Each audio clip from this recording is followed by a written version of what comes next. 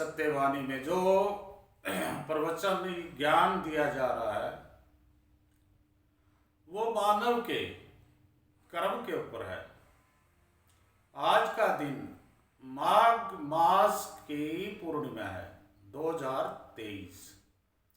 माघ मास पूरा ही भक्ति का स्वर्ग के समान है। अगर इस पूरे माघ मास में जो मानव भगवान का भजन करता है, हवन करता है, जप करता है, ध्यान करता है, उसको 100 गुना का लाभ मिलता है। हर मानव को पूरे माघ मास में भगवान का भजन करना चाहिए, तीर्थ स्नान करना चाहिए और आदमी को अपनी आत्मा वे अपना मन वे सारे कर्म शुद्ध रखने चाहिए।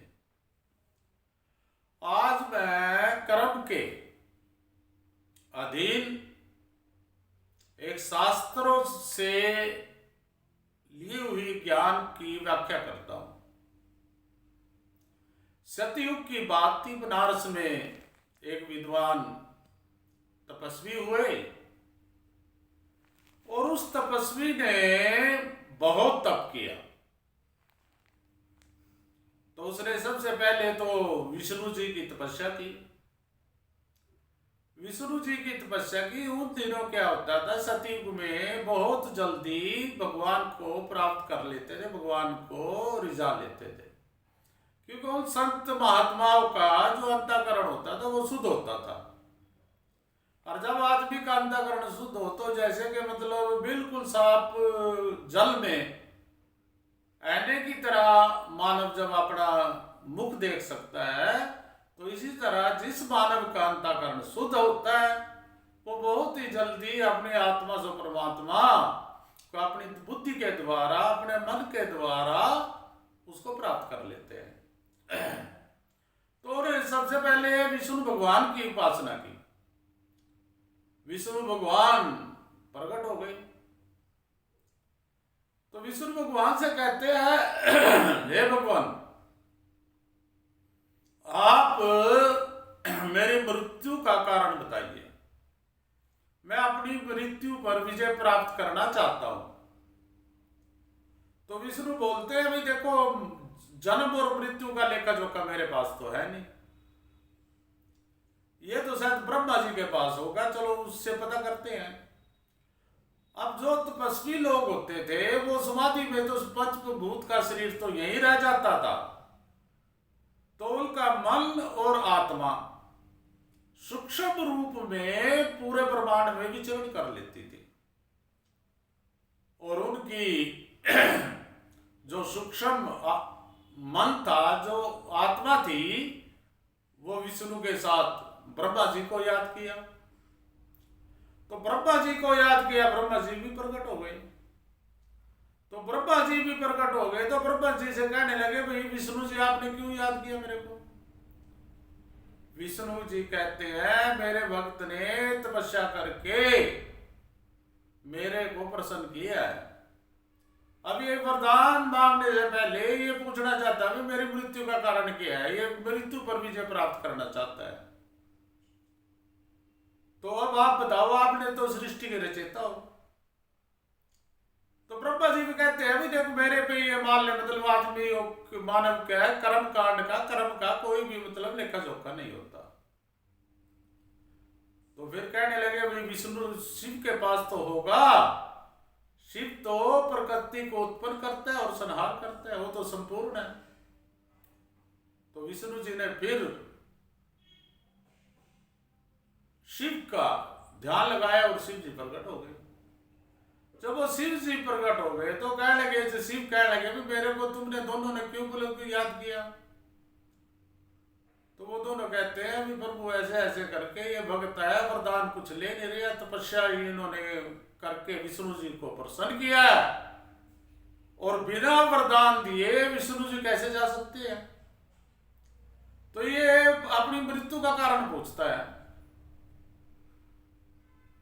शिव कहते हैं, कह रहे हैं, भाई ये तो काम जो है ये सारा धर्मराज पे होता है और आप धर्मराज को बुलाओ। तो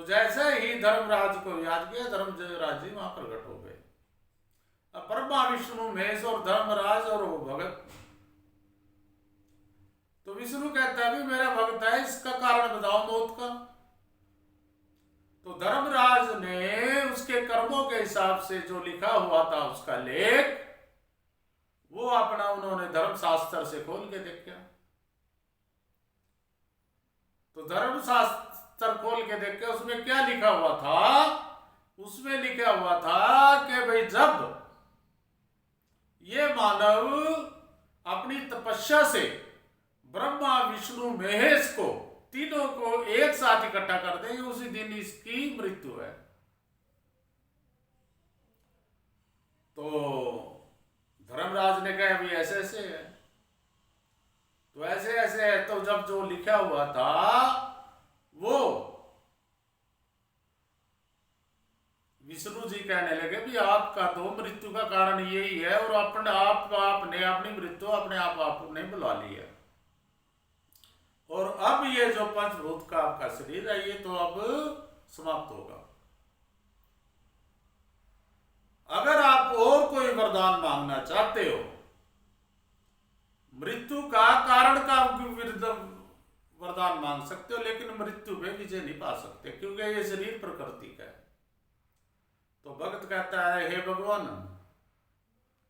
जो सारी सृष्टि की शक्ति है, जो सारी सृष्टि के भगवान है, जो सारी सृष्टि की पावर है, जिसको प्राप्त करने के लिए मानव लाखों लाखों करोड़ों करोड़ों बार जन्म लेता है, वो मैंने प्राप्त कर लिया है। और मैं इसी क्षण, जो धर्मशास्त्र में लिखा है, मैं अपने प्राण त्यागने पे सहमत हूं। और वो जब उन्होंने प्राण त्यागे, शास्त्रों में ये भी लिखा है और भगवान ने भी कहा है भी अंत गति अंतमति सो गति, भी अभी अंत समय में जो आपका ध्यान जिस चीज में लग जाएगा, अगला जन्म वो ही हो सकता है। और जब सामने साथ साथ भगवान खड़े थे, उसका तो ध्यान और आत्मा बुद्धि सब कुछ ही भगवान में लीन थी, और उसका पंचभूतों के शरीर से वो आत्मा रूपी परमात्मा निकल कर और भगवान में लीन हो गया, और उसको मोक्ष प्राप्त हो गई। तो इस बात का ये कारण है कि मानव अपने अपने परिवार, अपने बच्चों के ऊपर ज्यादा अपने भौतिक विचार ना थोपे, जिससे कि घर में शांति खत्म हो जाए। अब बहुत सारा देखते हैं, ये भौतिक युग है। इस भौतिक युग में जो भौतिक डिग्री है, भौतिक विज्ञान है, उसके पीछे माँ बाप अपने बच्चों पे सबसे ज्यादा दबाव डालते हैं। अगर किसी का बच्चा मान लो कि चीफ जस्टिस हो गया, आईएएस हो गया, आईपीएस हो गया, तो वो दूसरे जो उसके साथ के सगे संबंधी, जो उसके पड़ोसी, जो सब उसके क्लास के मेट बच्चे होते हैं, उनके माँ बाप की भी यही इच्छा हो जाती है कि हमारा बच्चा भी ऐसे ही पद प्राप्त करे। जब आदमी का मानव का जन्म होता है, उसका पिछले जन्मों के कर्मों के हिसाब से उसका अगला सारा जीवन लिखा जाता है।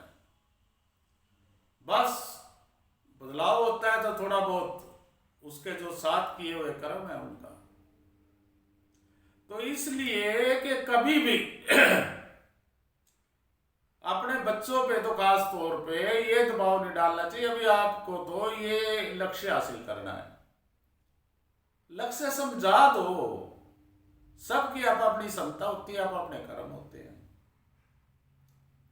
अगर वो चाहे तो कुछ नहीं हो सकता, भगवान चाहे तो सब कुछ हो सकता है। 5 पांडव साथ साथ देवताओं के पुत्र थे और कृष्ण भगवान उनका दोस्त था, फिर भी उन्होंने कर्म के अधीन सारी उम्र कष्ट को सहन करते रहे। क्योंकि जब जब भी किसी महान संत, राक्षस या किसी ने भी इस भगवान की परंपरा को, इसको मान ले बदलना चाहे या इसमें तोड़ मरोड़ करना चाहे, उसने भयंकर परिणाम भोगने पड़ते हैं। अगर ऐसे ही आप ज्यादा अपने बच्चे को करोगे, आपका बच्चा बचपन से ही डिप्रेशन में चला जाएगा।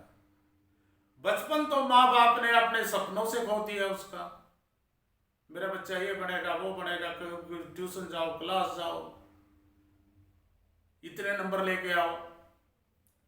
जवानी में फिर वो डिग्री लेने के चक्कर में पड़ जाएगा, और फिर जब वो डिग्री भी चलो मिल गई और उसको कोई अच्छी नौकरी भी मिल गई, अब आप ये समझो जितनी बड़ी नौकरी उतनी ज्यादा काम। माँ बाप खुश हो जाते हैं, मेरे बेटे ने इतना बड़ा मान ले मतलब पद प्राप्त कर लिया है। वो तो उस बेटे से पूछो जो कि उस पद पे काम कर रहा है। आज के युग में एक मानव मशीन बन के रह जाता है, और फिर क्या है, वो समय से पहले डिप्रेशन आ जाता है।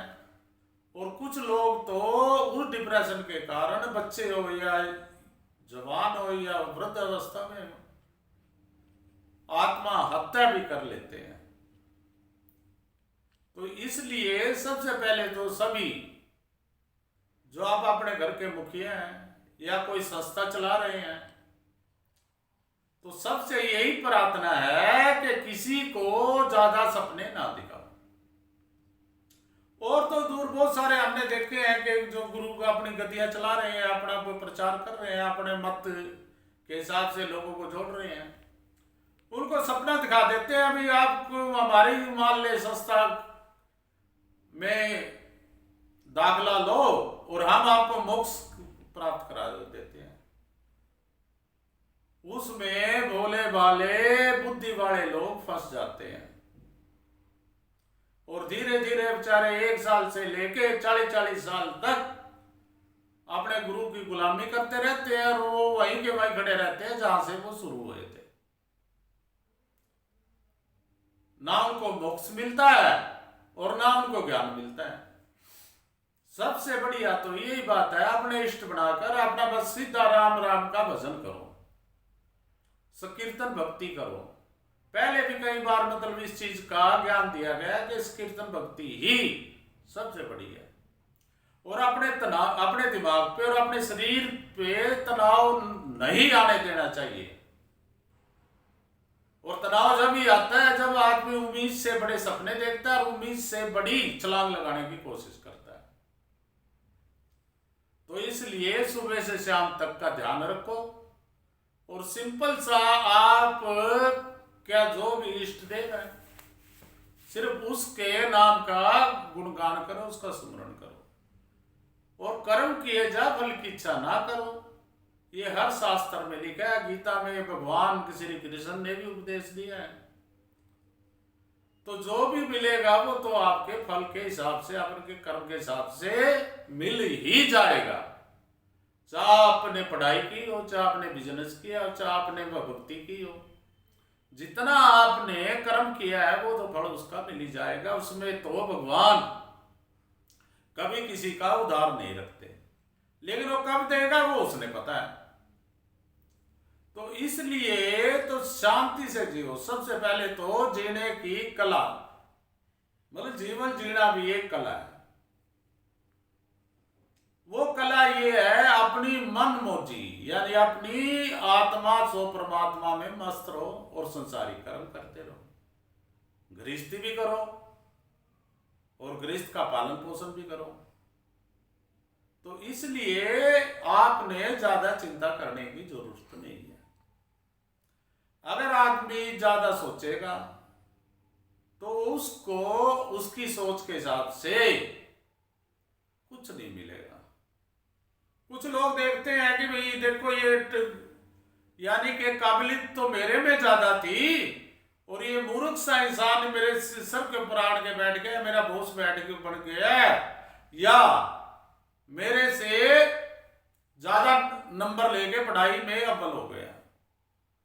कई बार क्या होता है, मैं आपको एक चीज बता देता हूं इस जन्म में तो मानव कुछ कर्म नहीं करता, लेकिन पिछला खाता जो पिछले जन्मों का खाता होता है वो मतलब उसमें ज्यादा बैलेंस होता है, और वो पिछले जन्मों के कर्म के हिसाब से खाया जाता है।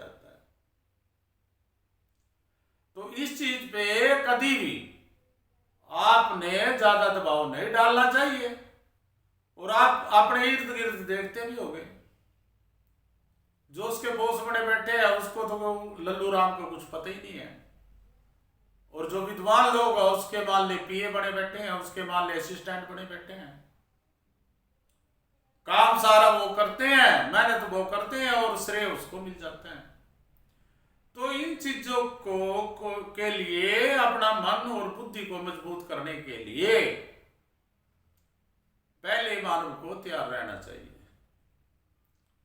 अपने बच्चों को भी जियो और जीने दो, अपने बच्चों का जीवन खराब ना करो।